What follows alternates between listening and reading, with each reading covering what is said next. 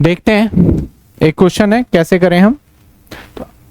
तो adjustment last class में हमने किया था, उस एडजस्टमेंट को अगर आपने नोट किया है तो आज फायदा मिलेगा। अगर आपने नोट ही नहीं किया उस एडजस्टमेंट को, मान लो आपने सोचा हो जाएगा, कर लेंगे, एग्जाम टाइम पे देख लेंगे, तो फिर आज देखना आपको दिक्कत होगी। मैं तो हर टाइम बता रहा हूं आपको कि कब कब आपके साथ परेशानी आएगी, बाकी आपकी इच्छा।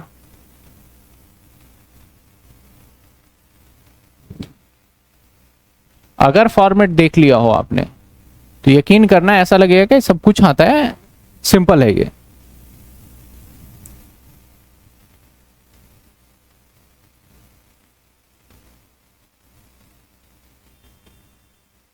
इसी को कॉपी कर लेते हैं और मेरे सामने क्वेश्चन है, मैं क्वेश्चन पढ़ भी नहीं रहा। और पता है मैं क्यों नहीं पढ़ रहा? क्योंकि इस चैप्टर के अंदर आपको फॉर्मेट का पहले डिजाइन करने से हमारा ना काम आसान हो जाता है। क्या आसान हो जाएगा हमारा काम? हमें कैसे कैसे करना है मैं पढ़ लूंगा बाद में, क्वेश्चन अभी नहीं पढ़ रहा मैं। सबसे पहले हमारा ए पार्ट आ जाता है, that is cash flow from operating activity आ गया। इसके बाद हमने बोला था 8 से 10 लाइन छोड़ना है। Net operating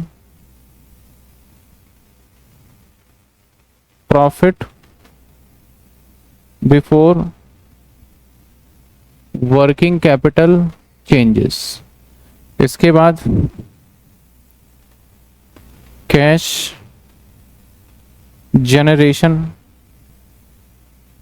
from operation.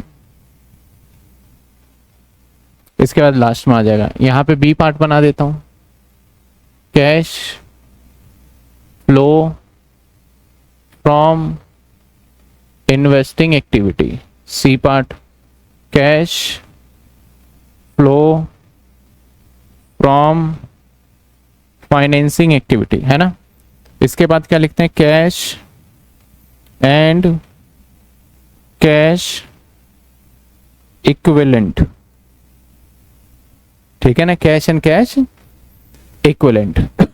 अब चलो मैं क्वेश्चन पढ़ना स्टार्ट करूंगा। अब इसके दो तरीके हैं, एक तो जिस पे एडजस्टमेंट है ना वहां डॉट लगा लो ताकि हमें उस अकाउंट की जरूरत पड़ेगा। सबसे पहले ये प्लांट के ऊपर है तो मैं प्लांट के ऊपर डॉट लगा रहा हूं यहाँ पे। हालांकि नई बुक में ना ये बैलेंस शीट थोड़ा वैसे दे रखा है, मतलब जैसे होता है नई वाला बैलेंस शीट उस स्टाइल में, क्योंकि मेरे पास जगह कम पड़ जाता है, नीचे तक चला जाता है, तो मैंने इसको इस स्टाइल में यहाँ पे करके दिया है नए वाले तरीके से। आपकी किताब में क्वेश्चन नंबर ये 10 देखने को मिलेगा।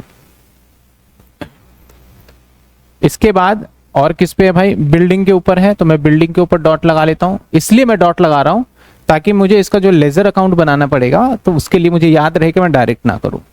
इसके बाद डिविडेंड है वो शेयर्स पे रहता है, पेड ड्यूरिंग द ईयर दे रखा है, some transfer to provision for tax है तो प्रोविजन फॉर टैक्स के ऊपर भी डॉट लगा लिया। 3 एडजस्टमेंट है और ये तीनों एडजस्टमेंट आपको बहुत अच्छे से आता है, इसमें कोई दिक्कत नहीं है। लास्ट वाला एडजस्टमेंट अदर देन कैश का है, हमने लास्ट क्लास में डिस्कस किया था, आपको याद हो तो लास्ट क्लास में मैं अदर देन कैश का डिस्कस करवाया भी था कि भाई हमारा अगर किस तरीके से होगा, अगर शेयर्स में लेंगे कैसे लेंगे, तो उसका एक एडजस्टमेंट आ गया। तो अब मुझे कोई दिक्कत नहीं है क्योंकि मैंने लास्ट क्लास में डिस्कस कर रखा है। ये एडजस्टमेंट नंबर 2 है यहाँ पे, ठीक है। अब मैं क्या करूंगा, स्टार्टिंग से ही सीधा चलूंगा। ये 2019 और 20 है तो शेयर कैपिटल 7 लाख से 8 लाख, और यहाँ पे भी कुछ शेयर से ना रिलेटेड ना मोर्टगेज लोन है, शेयर से रिलेटेड 7 से कितने हो गए 8 लाख, तो शेयर कैपिटल यहाँ पे आ जाएगा सीधा। अच्छा 70 से 80 हजार तो यहाँ पे आ गया इक्विटी शेयर कैपिटल इशू 10,000। इसके बाद सिक्योरिटी प्रीमियम 9 से 11 है तो इसका मतलब क्या हुआ, मैंने बताया था 9 से 11 का मतलब है बढ़ गया, इसी पे ही इशू पे मिला होगा, तो सिक्योरिटी प्रीमियम ऑन इशू। इतना आसान चैप्टर है ना ये, इसका कोई हद नहीं है, लेकिन बस आपको समझना होगा कि हाँ सर वाकई में ये आसान है, क्योंकि इसके अंदर सारी चीजें आपको सिस्टमेटिक चलना है, एक डिसिप्लिन मांगता है ये चैप्टर और कुछ नहीं। इसके अंदर मच नॉलेज मच कॉन्सेप्ट है ही नहीं, ओनली डिसिप्लिन, ये ऐसे ऐसे डालना है। फॉर्मेटिंग बेस, चैप्टर का नाम भी कैश फ्लो स्टेटमेंट है तो मतलब फ्लो के तरीके से एक बार होना चाहिए। अब आपका रिटेन अर्निंग है, तो अब मैं आपको बता दूं, कई बार नेट प्रॉफिट को आपको रिटेन अर्निंग दे देगा, कई बार नेट प्रॉफिट दे देगा, कई बार सरप्लस दे देगा, तो डिफरेंट डिफरेंट वर्ड है। रिटेन अर्निंग का ही मतलब नेट प्रॉफिट है। तो यहाँ पे नेट प्रॉफिट देखा जाए तो 28 और 30 820, तो 5000 7000 का फर्क आ रहा है, तो ये नेट प्रॉफिट है। ये याद रखिएगा ये word, net profit. Net profit कितने हैं आपके? 5000। चलिए 7% मोर्टगेज लोन, अब ये ना बढ़ गया है, सीधा क्या सीधा 20,000 नए लोन लिए हमने 20,000। और जो दूसरा एडजस्टमेंट है वो भी इसी से रिलेटेड कुछ ना कुछ कह रहे हैं, तो आइए देखते हैं। 23 से 7 होगा ना, 7 होगा ना, 7 हो। आइए अब हमें इसके लिए ना बिल्डिंग अकाउंट बनाना पड़ेगा। सर क्यों? क्योंकि बिल्डिंग हमारा दे भी रखा है, उससे रिलेटेड परचेज वर्चेज दे दिया है, तो एक बिल्डिंग अकाउंट बना लेंगे, कुछ ना कुछ तो निकलेगा ही। जब कभी भी कोई भी एसेट से रिलेटेड एडजस्टमेंट हो ना, फट से अकाउंट बना लो। देखो मैंने क्वेश्चन पढ़ा ही नहीं, लेकिन मैं इतने प्रैक्टिस कर चुका हूं ना, और उसके बाद मुझे जो सहूलियत और जो मुझे रिजल्ट मिला है, उस बेसिस पे मैंने कहा कि मैं पढ़ बाद में लूंगा, पहले अकाउंट बना लेता हूं। और अकाउंट बनाते ही एक जरूर काम करना है, बैलेंस बीडी और सीडी डाल लेता हूं, मुझे रास्ता अपने आप मिल जाएगा। कई बार ऐसा होता है मैं 10 बार पढ़ता रहूंगा, पढ़ते पढ़ते ना आपको ऐसा लगेगा कि ये कैसे करूं। उससे बेटर है कि आप बैलेंस बीडी बैलेंस सीडी डाल लो। तो ये बना लिया मैंने बिल्डिंग अकाउंट, और इस साइड में आपको पता है कि बैलेंस बीडी और इस साइड में बैलेंस सीडी। इसके लिए थोड़ी ना आपको कोई दिमाग लगाने की जरूरत है, मेहनत करना है। तो बिल्डिंग आपका 95 1,16,000, ठीक है। अब बिल्डिंग के ऊपर देखा जाए तो नीचे ना एक्यूमुलेटेड डेप्रिसिएशन भी है, ठीक है। जब ये एक्यूमुलेटेड डेप्रिसिएशन है और उसी से रिलेटेड लिखा हुआ है आपने खरीदा है, तो अब बिल्डिंग के साथ साथ ना आपको ये एक्यूमुलेटेड डेप्रिसिएशन अकाउंट भी बना लेना चाहिए। मैंने कहा था कि इसको बिना बनाए भी मैं करके दिखा सकता हूं, लेकिन वो आपके लिए ऐसा रहेगा सर आप कई बार बना रहे हो कई बार नहीं बना रहे, हमें कैसे पता चलेगा? तो मैं बना के चलूंगा। जब आप इस चैप्टर में परफेक्ट हो जाओगे ना, तो फिर आप देख लेना कि आप भी ऐसा कर पाओगे कि कई बार बिना बनाए कर लोगे। तो मैं यहाँ प्रोविजन अकाउंट बना लेता हूँ। एक्यूमुलेटेड डेप्रिसिएशन का दूसरा नाम वही था ना, प्रोविजन फॉर डेप्रिसिएशन, याद है ना आपको? तो चलो यहाँ प्रोविजन बना लेते हैं। मुझे और भी अकाउंट बनाने पड़ेंगे, तो इसका बैलेंस बीडी इधर आएगा, बाय प्रॉपर बना लेते हैं इसको, थोड़ा सा स्पेस कम कर देते हैं। Provision for tax by balance BD to balance CD, क्योंकि प्रोविजन का तो ऐसा ही होता है, बाय साइड में होता है। तो प्रोविजन में अगर हम देखें तो कितना 43 45, तो यहाँ 43 और यहाँ पे 45।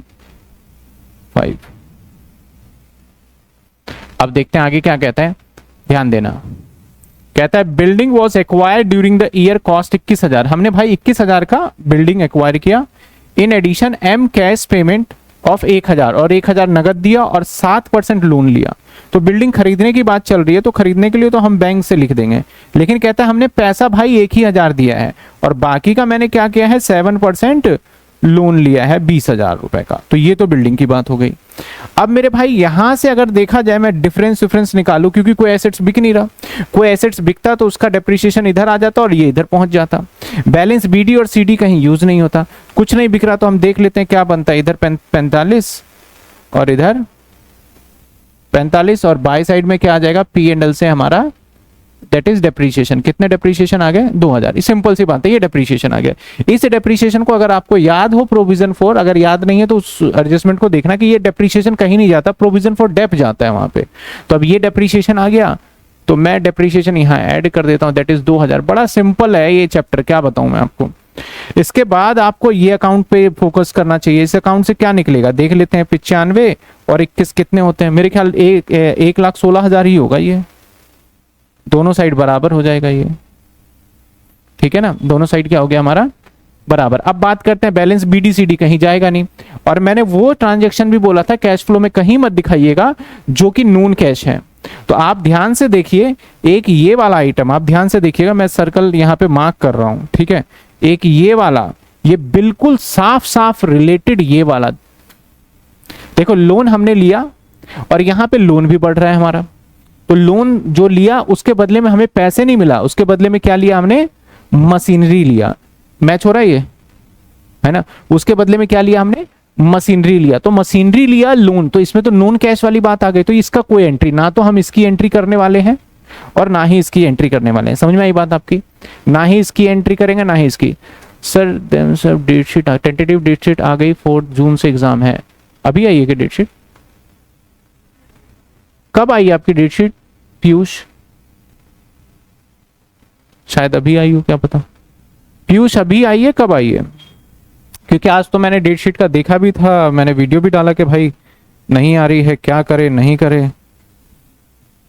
हाँ नहीं आई, अभी बता रहे हैं, ब्रेकिंग न्यूज आ गया है आपके लिए, पता नहीं, अभी मैंने देखा नहीं। एक बार आपके पास अगर आ गया ना अभी पीयूष, तो मुझे उस वाले नंबर पे शेयर कर देना अगर आपके पास है। किस वाले नंबर पे, आपका जो डाउट वाला नंबर है उस पर शेयर कर देना, मैं भी देख लूं, क्योंकि मुझे तो अभी दिखा नहीं है, बाकी मैं क्लास के बाद एक बार देख लूंगा डीयू के वेबसाइट पे जाके, ठीक है। तो मैं जो बोल रहा था वो समझ में आया ना, इतना आसान है। तो अब मैं इसकी एंट्री नहीं करूंगा, हाँ लेकिन बैंक से तो पैसा गया है और आउटफ्लो हुआ है, तो ये इन्वेस्टिंग एक्टिविटी में आ जाएगा, और यहाँ पे मैं बिल्डिंग लिखूंगा, लेकिन मजे की बात, बिल्डिंग कितना लिखूंगा बताओ, क्या मैं बिल्डिंग यहाँ पे 21,000 लिखूंगा, नहीं, मैं बिल्डिंग लिखूंगा 1,000 रुपए। जिसको ये बात समझ में आ गई, समझ लो एकदम सही रास्ते पे चल रहा है, उसको कोई ऐसी दिक्कत ही नहीं है समझने में। जिसको ये समझ में नहीं आ रहा, सोच लेना कि आप थोड़ा प्रॉब्लम में हो और थोड़ा एडजस्टमेंट को रिवाइज करने की जरूरत है। मैं तो सिंपल पैरामीटर भी आपको बता रहा हूं, ठीक है।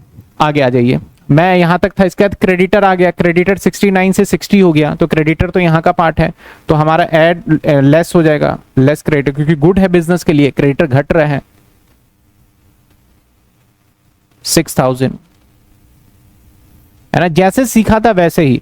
आउटस्टैंडिंग सैलरी, हमारा आउटस्टैंडिंग सैलरी यहां पे हमारा 2,000 से कितना हो गया, हमारा 14,000 हो गया, 2,000 से हमारा 14,000 हो गया, 900, ओहो 900 है, हाँ हाँ 900 है, ये डिफरेंस 900 है। तो अब आउटस्टैंडिंग सैलरी जो है वो 1,400 रुपए आउटस्टैंडिंग सैलरी दिखा रहा है, 2,000 से 1,400 रुपए हो गया, तो हम इसको भी लेस कर देंगे, आउटस्टैंडिंग सैलरी, हाँ आ गई, कब है, 30 मई। सर बैलेंस शीट वाला लोन अकाउंट में जो लोन है वो क्यों नहीं जा रहा, क्यों नहीं जा रहा है बैलेंस शीट वाला लोन, क्यों कैंसिल हो गया ना। वो हमारा कौन सा हो गया, वो हो गया जिसके अंदर के ये लोन लिया और उसके बदले पैसे नहीं आए हमें, उसके बदले मशीनरी आ गए, तो मशीनरी आ गए तो इन्वेस्टिंग एक्टिविटी पे भी फर्क नहीं पड़ा पैसे जाने से, और उस पर फाइनेंसिंग पे भी, ये तो बंद ही हो गया है। 1988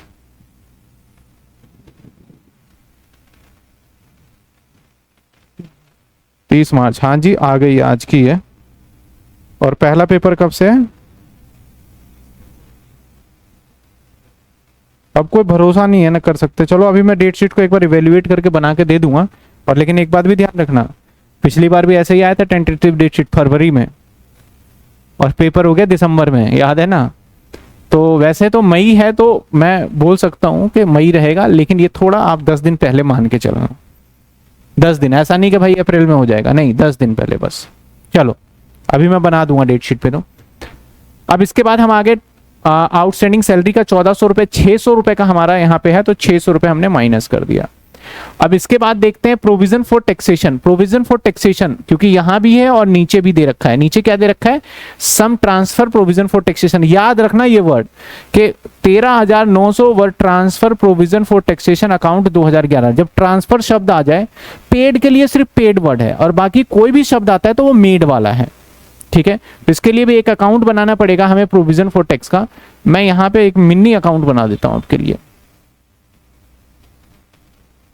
यहां पे एक छोटा सा अकाउंट, क्योंकि इसमें कुछ मच एंड मोर है नहीं। कि जो आप ये वीडियो देख रहे हैं, इस वीडियो को बनाने में हमारी बहुत मेहनत है, क्लास को रिकॉर्ड करने से लेके एडिटिंग तक, नोट्स को बनाने तक काफ़ी मेहनत है। तो प्लीज़ आप इस चैनल को सब्सक्राइब जरूर करिए और अपने दोस्तों को भी शेयर करिए कि इस चैनल पे आपको बीकॉम की सारे कंटेंट्स अवेलेबल होते हैं।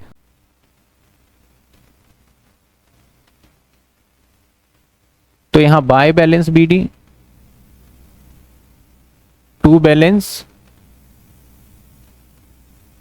सीडी, और जो ये आया है बैलेंस बीडी और बैलेंस सीडी किसका, प्रोविजन फॉर टैक्स का। तो यहाँ पे दोनों बैलेंस है 1000 और 1400। 1000 थोड़ा सा एडजस्ट करना है, यहाँ लिख रहा हूँ 1400, और मेड दे रखा है बाई पी एंड एल से नीचे कह रहा है भैया हमने 13900, हे भगवान कितना डिफरेंस है, 13900। तो अब यहाँ पे डिफरेंस निकल जाएगा 14900 और माइनस में 1400, 14900 माइनस 1400, 13500। तो टू बैंक से पेमेंट आ गया, डेट इज 13500। समझ में आ जाएगा ना, ये मैंने बनाया, ये बनाया पीएफडी, क्योंकि ये सिंपल अकाउंट था तो मैंने बना दिया। अगर आपको ये समझ में नहीं आ रहा तो मैं दोबारा बना सकता हूँ, समझ जाओगे। ये 7% मोर्टगेज लोन, सर लोन पे इंटरेस्ट होगा, देखो नहीं लेंगे हम, क्योंकि अगर हमें डेट देता है इस दिन लोन लिया तो लेते हैं, अदरवाइज हम लेंगे ही नहीं। मैंने क्या कहा था, जब लोन कब हो तो किस पे लेना है, कौन से बैलेंस पे, ओपनिंग। तो ओपनिंग तो हमारा है ही नहीं ना, समझे ना, मैंने तो यही रूल बताया, तो वैसे ही चलना है हमें सीधा। अगर मान लो आपके प्रोफेसर बोलते हैं नहीं लेना है तो अब ले भी सकते हैं। देखो है क्या, कुछ चीजें जब हम करते हैं ना, तो जैसे जो बंदा ये क्वेश्चंस बना रहा होगा, अगर मेरे सामने बैठा हो और बोले ये क्वेश्चन करके दिखा, तो मैं पकड़ लूं उसको, भाई बताओ ये लोन कब का है, वो डेट बताएगा, फिर मैं निकाल लूंगा। अब मेरे सामने ये पूछने वाला ही नहीं है जो बनाने वाला है, तो हमारा एक अजम्पशन कहीं जगह काम आता है कि हमने ओपनिंग पे होता तो मैं लोन पे इंटरेस्ट निकालता, नहीं तो नहीं निकालता। यहाँ पे होता कि कई कॉलेज वाले बोल देते हैं कि आपको लेना है, बोल देते हैं, मैं वैसे तो वो नहीं बोलेंगे, मैं बोल देता हूँ कोई बोल रहा है कि लेना है, तो उनका अपना ओपिनियन रहा होगा कि मान लेते हैं कि साल के शुरू में ही इसने बिल्डिंग खरीद लिया होगा, तो वो जो बोले ना कि लेना है और ये क्वेश्चंस करा रहे हो, इस टाइप के क्वेश्चंस करा रहे हो, तो एक बार उनसे क्लियरिटी जरूर पूछोगे तो जरूर बताएंगे कि हम ये अजम्पशन ले रहे हैं, तो ऐसे हमने भी अजम्पशन लिया है, ठीक है ना।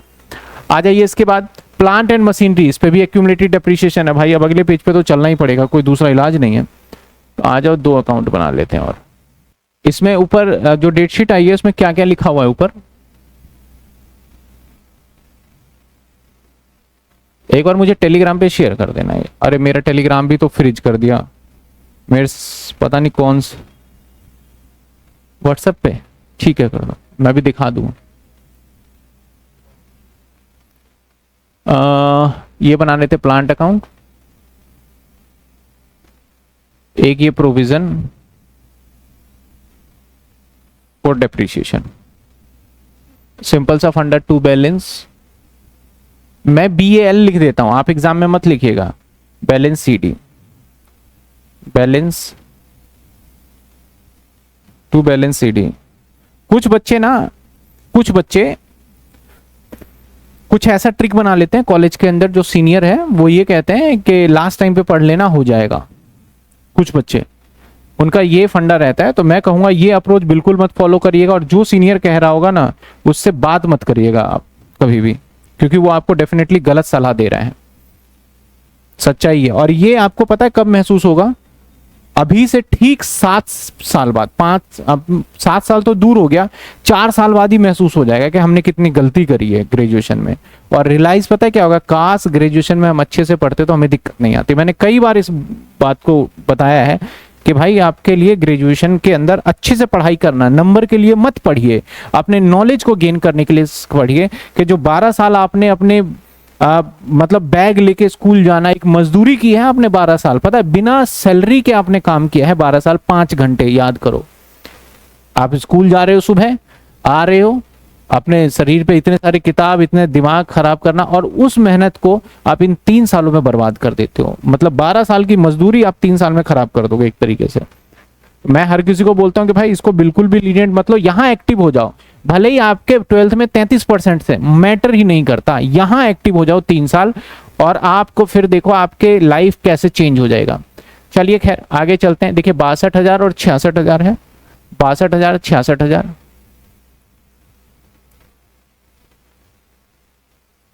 आ जाइए। इसके बाद एक्यूमुलेटेड डेप्रिसिएशन, ये 37,000 और 26,200, 37,000 और 26,200।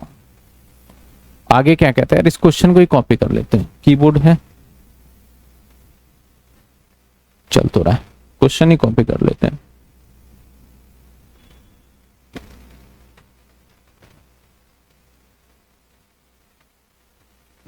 कंट्रोल वी, ठीक है। आगे क्या कहता है ये? कहता है प्लांट कॉस्टिंग 16,000, प्लांट जिसकी कीमत 16,000 है, एक्यूमुलेटेड डेप्रीशिएशन 14,800, यानी इसी 16,000 के प्लांट पे 14,800 का डेप लग चुका है, इसी की बात कर रहा है। वो सोल्ड 1,200 रुपए। तो यानी मैं सबसे पहले बुक वैल्यू अगर निकालू, बुक वैल्यू, तो बुक वैल्यू होगा हमारा 16,000 माइनस में 14,800। मैंने बताया था ना डेप्रीशिएशन माइनस कर देते हैं। तो बचा कितने हमारे? बचा 1,200 है, 1,200 ही बचा ना। 14,800 15 1,200। और बेचा कितने का आपने? सोल्ड भी कर दिया आपने कितने का? तो यहां पे प्रॉफिट लॉस क्या हो गया? 0, नो प्रॉफिट। लेकिन जो एसेट्स बेचा है उसका डेप तो यहां लिखना पड़ेगा ना भाई, आपका प्लांट के नाम से। कितने लिखोगे? 14,800। और इसको इधर भी ले जाएंगे बाय आपका पीएफडी के नाम से 14,800। जितने का बेचा है बाई साइड में बैंक से, कितने का बेचा है भाई? 1,200 का। बात खत्म। प्रॉफिट लॉस होता तो मैं एंट्री करता, नहीं है तो कोई बात नहीं। अब तो कोई चीज ही नहीं है इसमें बताने लायक, तो मैं फटाफट से एक काम करूंगा। क्या काम करूंगा? टोटल कर दूंगा 26,200 और प्लस 14,800 और प्लस 26,200, ये आ गया 41,000 और 41,000 बाय बैंक, और सॉरी P&L से। डेप्रीशिएशन ये करंट ईयर का होता है 37,000। तो जो लो जी 4,000 आ गया। एक तो इसकी एंट्री करनी है, यहां से क्या होगा? एक तो इसकी एंट्री करनी होगी, और 14,800 1,200 66,000 82,000, और ये भी 82,000 62। तो 2 बैंक से कितने निकल गए? 20,000। ये बैंक लिखा है, यहां पे ये नहीं था कि मोर्टगेज से खरीदा है, तो ये बैंक है। तो आ जाइए, दो मुझे कितनी एंट्री करनी है? टिक लगा देता हूं, क्योंकि बीडीसीडी का होता नहीं, ट्रांसफर का नहीं होता। तो डेप चला जाएगा, 1,200 सेल चला जाएगा और खरीद चला जाएगा। तो मैं सबसे पहले डेप लिख दूं ऑन प्लांट। कितने था हमारा? 4,000 शायद, कितने थे? 2,000 था, 4 था ना, 4,000। सेल आ जाएगा, सेल प्लांट सोल्ड 1,200। परचेज आ जाएगा, प्लांट परचेज। अगर कोई फायदा नुकसान होता तो उस फायदे नुकसान को हम यहां दिखा देते हैं। प्रॉफिट होता तो माइनस और लॉस होता तो सिंपल। ठीक है ना? आ जाइए सर, ये भी कर लिया, ये भी कर लिया, ये भी कर लिया, ये भी बिल्डिंग भी हो गया हमारा। देखो सीक्वेंस से होता गया ये। तो अब आ जाते हैं डेप्रीशिएशन, ये भी हो गया। लैंड की बात कर रहा है, लैंड बढ़ रहा है। तो लैंड बढ़ रहा है तो सिंपल सी बात है, मैंने बताया भी था, जब नो इन्फॉर्मेशन और बढ़ रहा है तो खरीदा ही है। तो यहां पे लैंड परचेज कितने का? 2,000 का। ये माइनस में है, ये माइनस में, एक पॉजिटिव है बस यहाँ पे। ठीक है ना? यहाँ पे मैं लगा भी देता हूं माइनस प्लस माइनस माइनस, याद रहेगा।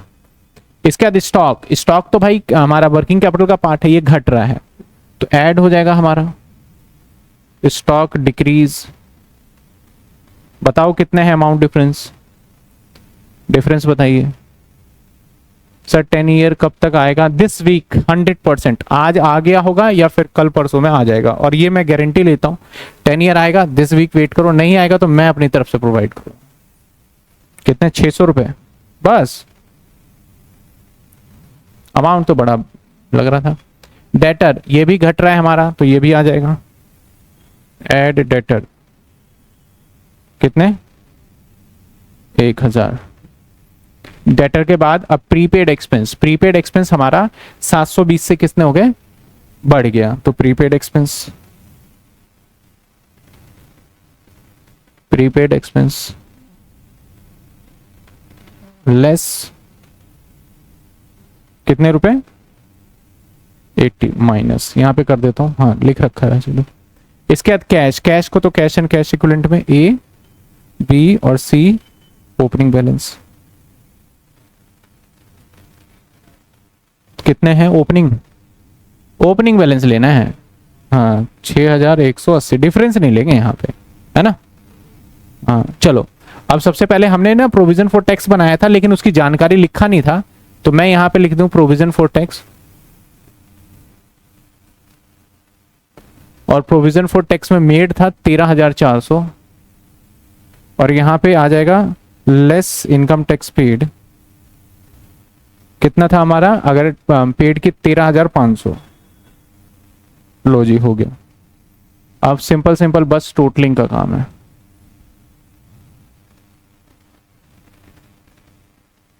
ठीक है, तो 2,000, 4,000, 13,400, 19,400 प्लस 7,000, 26,400। एग्जामिनर को ना डिजिट बिल्कुल ऐसे ही रखने चाहिए। एग्जामिनर पता नहीं भारी भरकम डिजिट ले लेते हैं, 10 लाख, 20 लाख, और ऐसे अगर डिजिट रखे ना एग्जामिनर तो आपको टोटलिंग में आसानी हो जाएगी, पेपर जल्दी होगा। मेन आपका क्या पर्पस है? पर्पस तो एक ही है ना कि स्टूडेंट्स को आता है नहीं आता। क्या आप लिख देते हो, कई बार एग्जाम क्वेश्चन में देखता हूं मैं, अटपटा सा डिजिट दे देंगे, 2 लाख दे देंगे, 20 लाख दे देंगे, मैटर मतलब ही नहीं है कोई उसका। अभी ऐसा क्या है कि मैं वर्बली जोड़ के, जिस क्वेश्चन में मुझे आधा घंटा दे रहे हो तुम भले ही 5 मिनट कम कर दो, पर क्वेश्चंस के जो अमाउंट्स है वो सिंपल बनाओ, हम जोड़ के भी लिख सकते हैं, ठीक है ना, तो उसमें दिक्कत नहीं होता। इसमें 1,000 प्लस 600 और माइनस 9, 6, 1,580, 20 रुपए पॉजिटिव, 9, 6, 1,580, 20 रुपए पॉजिटिव, 26,420। अब यहां जाएगा cash flow from operating activity, 26,420 minus 13,500, 12,900,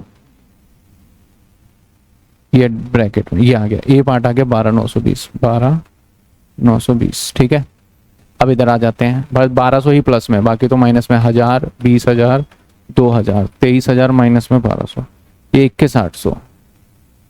यहां क्या लिखेंगे, cash used from investing activity, 21,800 bracket में, 21,800।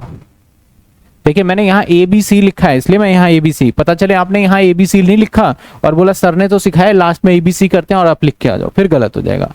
आप बेटर रहेगा आप पूरा नाम लिख दीजिए, नहीं तो फाइनेंसिंग एक्टिविटी में कितने, 12,000 पॉजिटिव का, 12,000 positive, cash flow from 12,920 plus 21,800 अरे 61,180 प्लस 12,000, 12,900, अरे कितना आ रहा है टोटल, 31,20, नहीं तीनों का ही बता दो, 12,920 प्लस में 12,000 प्लस 61,180 और 21,500, 9300, वहां कितना, 9800, 500 का डिफरेंस। 500 का क्या कर दिया हमने डिफरेंस में, टोटलिंग ये मेरे को लग रहा है आपने ये इसका डिफरेंस लो सही से पता है, एक ही है जो मैंने ट्राई नहीं किया चेक करके, 10,120, 9620, 600 ही एकदम ठीक है, 8600, 7600, 1,000 ठीक है, ये भी 720, 880 बढ़ गया, 80 माइनस ये भी ठीक है, और PFD का 1,000, 13,900 माइनस 1,400, 13,500, 23,820, 25,820,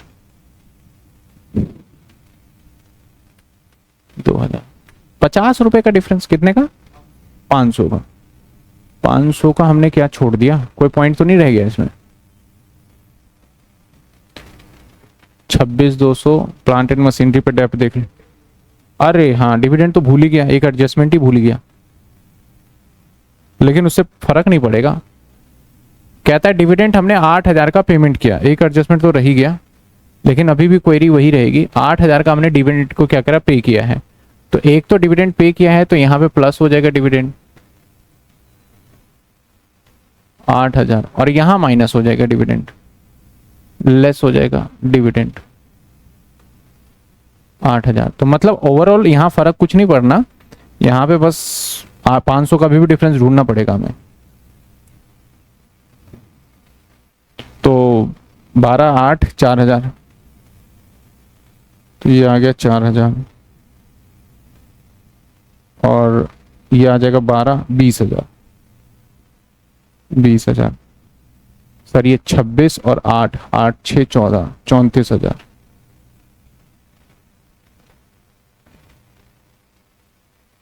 34 माइनस ये 20 आ जाएगा, ठीक है। 20,920 आ गया सर। 10 ईयर कब तक आएगा? देखिए 50 रुपए आप ढूंढिए कहाँ है, कोई और एडजस्टमेंट तो नहीं रह गया।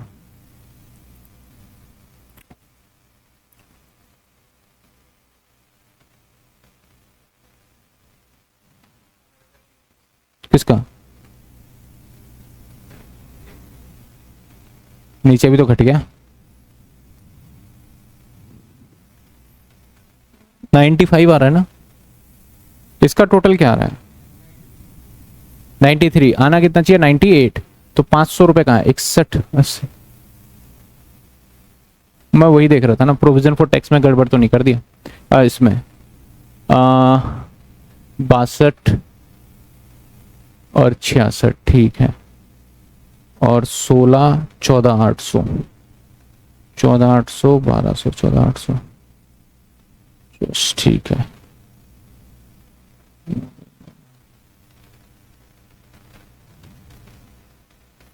एक बार ये बैलेंस शीट का टोटल करो, कहीं इसके टोटल में तो कोई गड़बड़ी नहीं है। ये टोटल कर लो ऊपर से, अगर ये टोटल ठीक है तो हमें डिफरेंस ढूंढना पड़ेगा। अगर ये टोटल ठीक नहीं है, गड़बड़ है, तो फिर क्वेश्चन में कुछ रह गया होगा, टाइप करते हुए रह जाए, कुछ भी रह जाए। किसी का बुक नहीं है? बुक में भी तो है क्वेश्चन ये। ओहो, हमने गड़बड़ ये कर दिया। प्रोविजन फॉर टैक्स 13,900 है और हमने यहां 13,400 कर दिया, तो यही 500 का फर्क आ गया ना, ठीक है। ये लो 900, क्योंकि ऐसे जनरली देखो, मैं होता तो बोल सकता था कि क्वेश्चंस में क्या है, एरर है, देख लो, हो जाएगा, बाद में देख लेंगे। ये आ जाएगा 21, 9 4 13, 420 है ना। अगर बैलेंस शीट, देखो ये चीजें मैं आपको समझा रहा हूं क्योंकि अब आप लर्निंग का फेस है। अगर बैलेंस शीट का टोटल ठीक है, मैं एडजस्टमेंट में जो मर्जी डाल दूं, टैली होगा। आप क्वेश्चंस को चैलेंज ही नहीं कर सकते, क्योंकि जब भी गलत हो, पेपर में लगे कि यार कहीं क्वेश्चन तो गलत नहीं है, इतनी देर से कर रहा हूं, तो बैलेंस शीट का टोटल चेक कर लेना। अगर टोटल में गड़बड़ी है तो दुनिया की कोई ताकत मैच भी नहीं कर सकता फिर, क्योंकि कोई डिजिट वहां क्या हो गया, मिसप्रिंट हो गया। फिर वो ध्यान रखना आप एग्जाम। तो ये आ जाएगा हमारा 21,420 है ना, 21,420। तो ये आ गया हमारा 9800,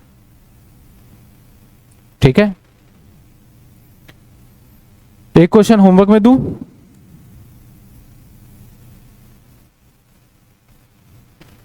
क्वेश्चन नंबर 11 होमवर्क में है।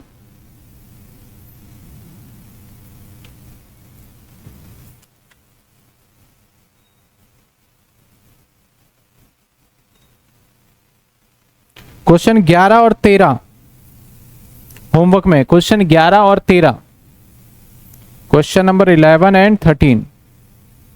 ये अगर आपके पास बुक है तो ठीक, नहीं तो फिर ये क्वेश्चन जो मैं होमवर्क में दे रहा हूं, मेरे पास स्लाइड नहीं है, वो अगली क्लास में लग जाएगा।